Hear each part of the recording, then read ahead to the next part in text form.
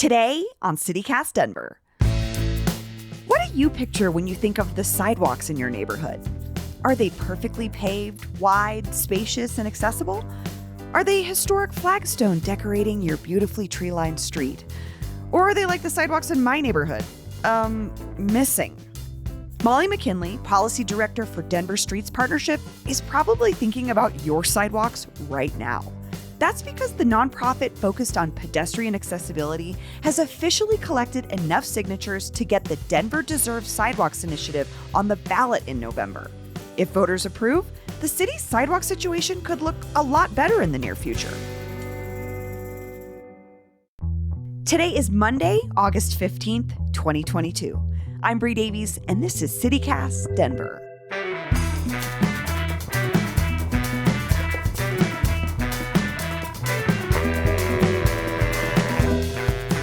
My ride-in was pretty wonderful. I rode on 12th downhill, and it was just a pretty delightful morning out. Do you have to ride on the sidewalks, or do you stay on the street? I ride on the street. I do get yelled at to ride on the sidewalk sometimes, which is not legal in Denver. Molly McKinley, welcome to CityCast Denver. Thanks for having me this morning. Molly, tell me about the sidewalks in your neighborhood. So I live in Capitol Hill, and the sidewalks that I use almost every day go from where I live in like central-ish Cap Hill to Cheeseman Park. And it's a mix of everything. There's some concrete sidewalks that are really wide and easy to use, especially in the busy times where there are a lot of people.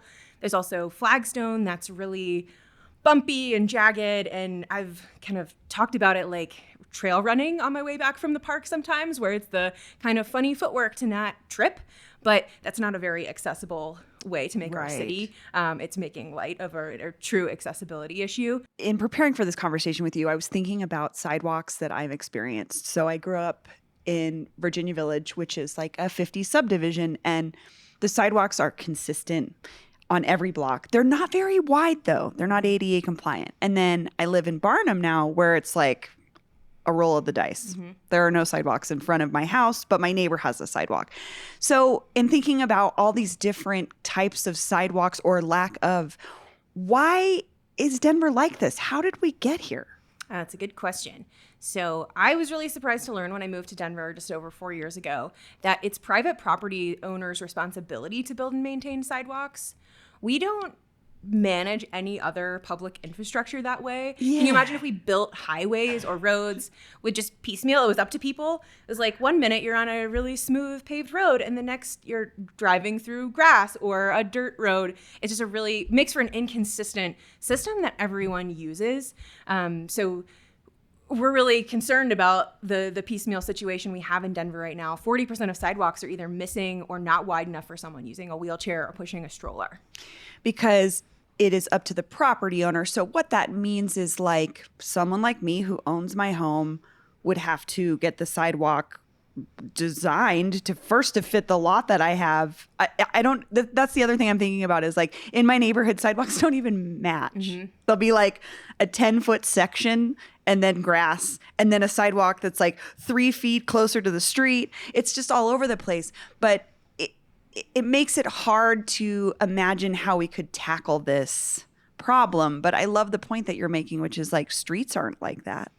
So why are sidewalks like that?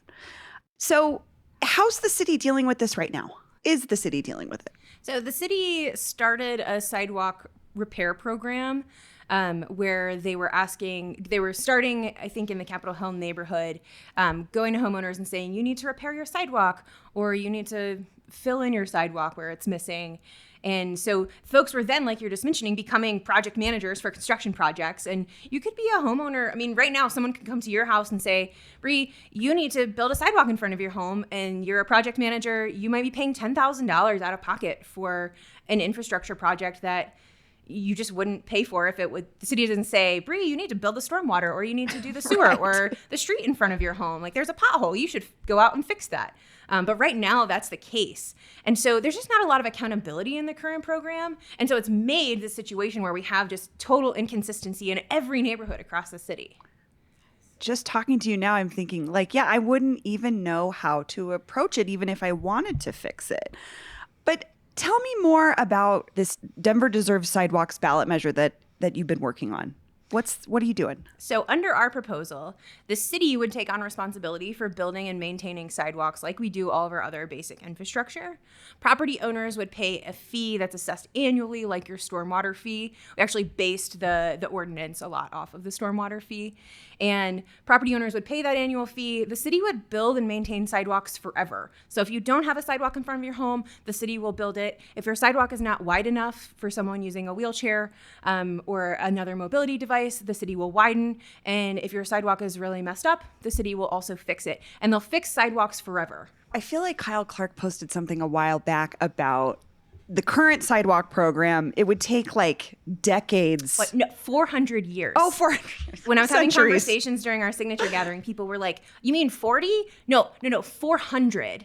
And At under the our current Yeah, rate. the current rate. Okay. And under our proposal, it would take 9 years to complete the build out of the sidewalk network, which just got that was my favorite part of talking to people about this proposal, because you just get this wild reaction. Like, can you believe that we're really on track for something to take 400 years? Sidewalks, it's not even something just really like visionary. It's just Right. being able to know that you can get around the city easily on sidewalks. So with this ballot measure that folks will vote on in November, it means that we as property owners will have to pay some, right? What about folks that are maybe struggling right now? So that's a great question. So the average property owner will pay about $9 a month into this fee. So it's kind of like an insurance program. It's like we're talking about. It could be really expensive for you if the city comes and says, Bree, build your sidewalk. You're then all of those things and spending thousands and thousands of dollars at once. And most people just can't afford to do that. And under our proposal, Denver's NEST neighborhoods, which is neighborhood equity stabilization neighborhoods, so lower income neighborhoods that haven't gotten the highest investment over time, automatically get a 20% discount in this program. So there's no application, there's nothing burdensome. It just is automatically applied to households in those neighborhoods because we understand that folks are really struggling right now. Costs are high. And we really wanted to make sure when we were doing this program, it is so much about equity and expanding access in our community, but we also didn't want to burden communities that have been historically disinvested in.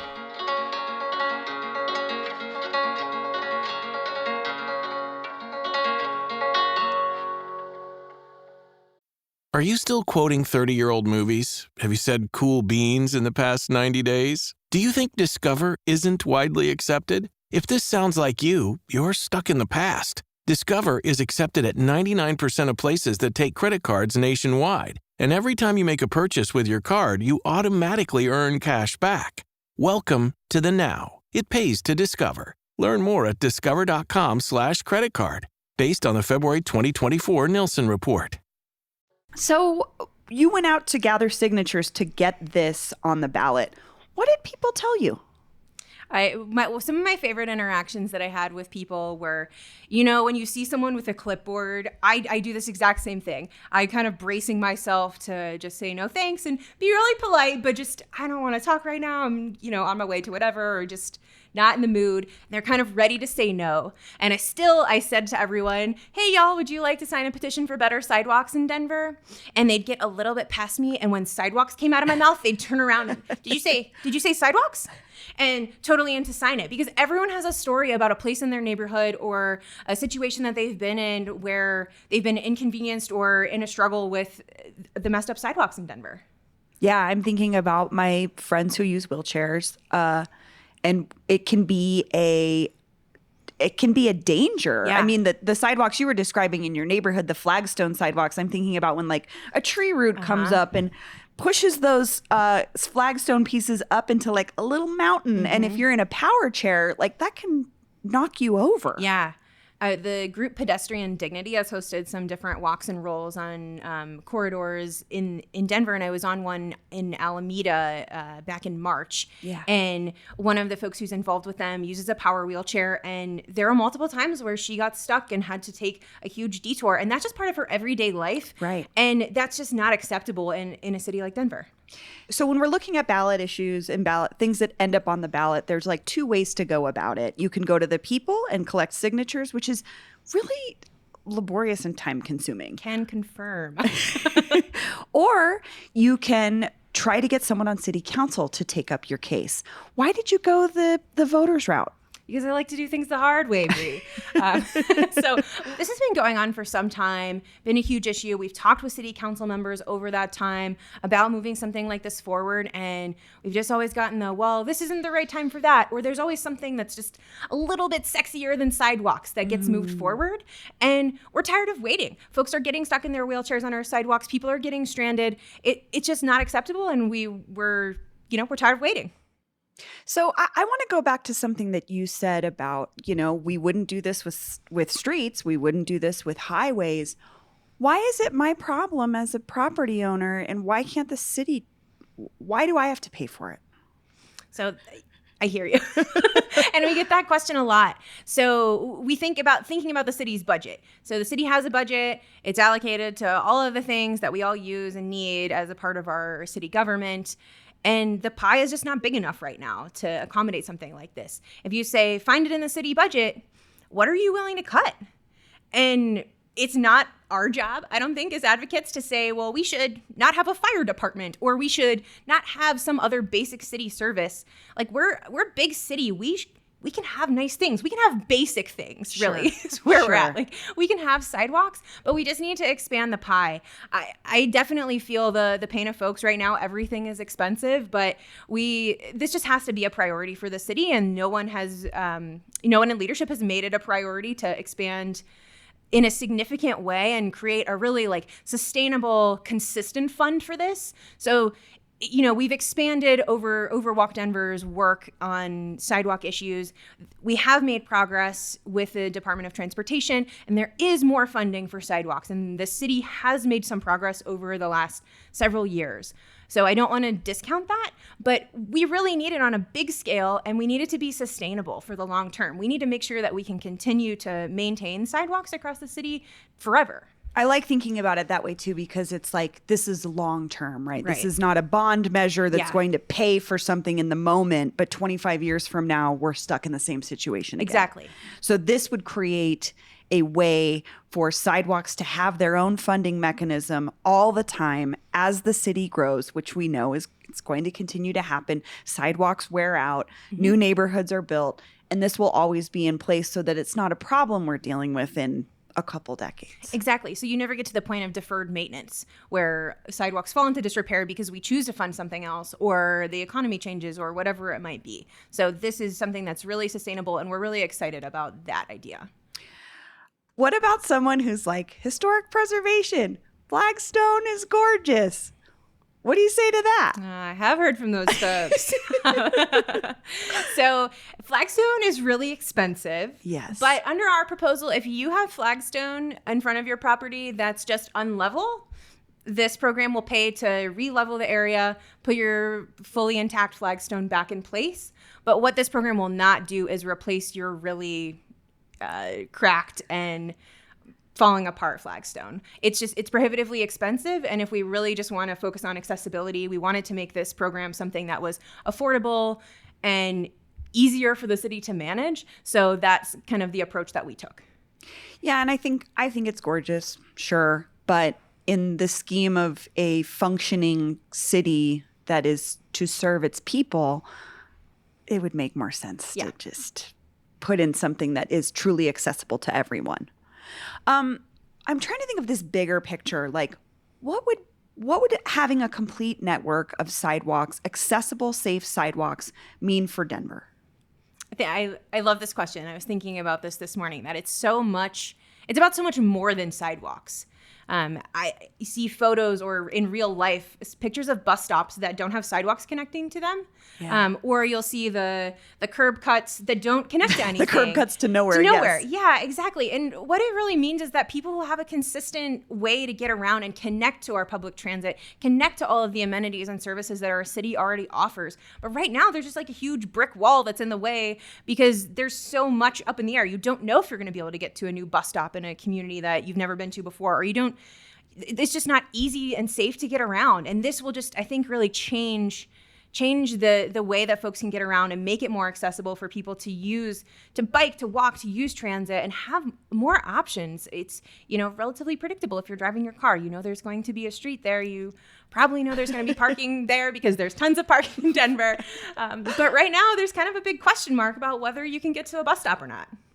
This is blowing my mind because I'm thinking about, again, when I'm going out with my friends who use wheelchairs, a lot of times we'll call a restaurant ahead of time to see if it's accessible. But like if we were going to say walk and roll to that restaurant and it was in a neighborhood we didn't know, we may not know if we could get there. Yeah, you can't call a bus stop. Right. Yeah, you can't call a stretch of road and be like, hi, do you have a sidewalk? Yeah. So, okay, I love thinking about it that way. Is like it becomes, if we can fix our sidewalk problem, it becomes part of the built environment, and it becomes one of those things that's designed and done so well that you don't think about it. Yeah. And I want that to be the case for our transit system, for everything to get around Denver. I don't want you to have to look at a schedule for transit. I don't want you to have to think about if there's a sidewalk where you're going. It should be easy and intuitive to have access to those things. So the people have spoken in terms of folks you got to sign to get this on the ballot. How do you think it's going to go in November?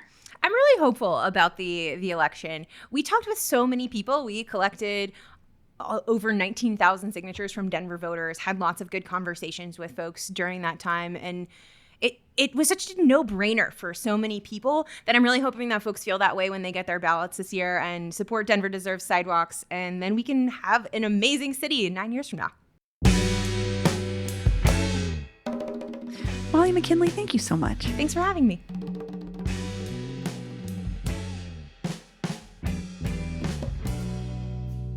And here's what else Denverites are talking about. Food trucks are still at odds with the city of Denver after they were unfairly pushed out of Lodo on the weekends when many food trucks make most of their money. According to Westword, one food truck owner has started a petition to get the city to lift the ban. We'll have more on this issue later in the week when we discuss the history of let out and Lodo and food trucks and how crime in the area is hardly a new problem for Denver. Also, we'll bring you the best update on Casa Bonita yet. While there is still no official opening date announced, we've got some insider info from one of our favorite investigative reporters on the state of CB. So stay tuned. That's all for today here on CityCast Denver. If you enjoyed the show, why not take a minute to tell Black Bart about us? Rate the show wherever you get your podcasts and subscribe to our morning newsletter. We'll be back tomorrow morning with more news from around the city. See ya!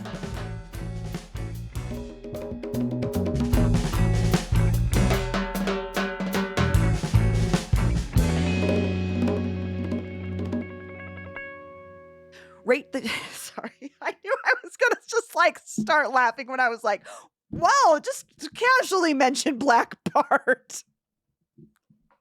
He is a real person in all of our minds, and he has been living in a strip mall turned Mexican village for 40 years.